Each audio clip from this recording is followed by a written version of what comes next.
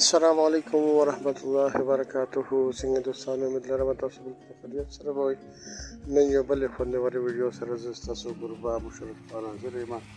نن به انشاءالله د ای بایک باره کې زه تاسو ته معلومات درکوم. ای بایک څه شی دی؟ دا ای بایک د الکتریک بایک مخفف دی. ای بایک مطلب دا دی چې دا د بجلی نه چلیدونکی یو بایک یا بجلی نه چلیدونکی یو سایکل یا کچېرې موږ ای کار ورته ووایو یا الکتریک کار ورته ووایو، نو بیا د مطلب دا دی چې بجلی نه چلیدونکی موټر.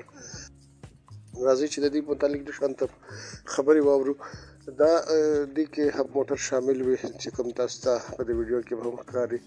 ورسره دې سره بیا اکسلیټر دی، په هغه کې په هډل کې لګېدلی وي. ورسره بټنې دي چې د بټنو په ذریعه دا سویچ آن آف کېږي او د دې ګیرونه بدلېږي او د دې مختلف فنکشنز دا چې کوم سکرین ورسره وړوکي لګېدلي په دې کې اوړي راوړي.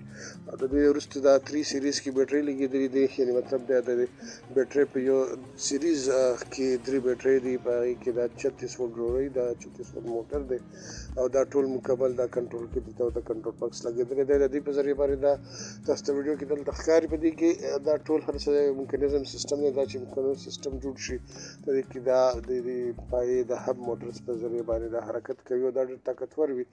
او دې چې کوم دی ښه په اسانه سره دوه هلکان دوه تنه په دې شکل باندې تاسو پرې وړی راوړی شئ. نن سبا د دې رجحان ډېر زیات شوی دی او عمومي طور را روان څه وختونو کې به موټرو دا یو هم ډیزاین په دې کې راځي. ورسره سایکلې او موټر سایکلې به هم امید لرو چې بجلۍ ته به راواوړي. د انجن د پټرول او د دې ضرورتونه به دا هم انشاءالله دې طرف ته راوړي. دې طرف سره راوړېدو سره به ډېر زیات سهولیات پېښ شي. نو مزید دا ویډیو جاری ده، دې کې وګورئ او خوند یې واخلئ. السلام علیکم ورحمت الله وبرکاته.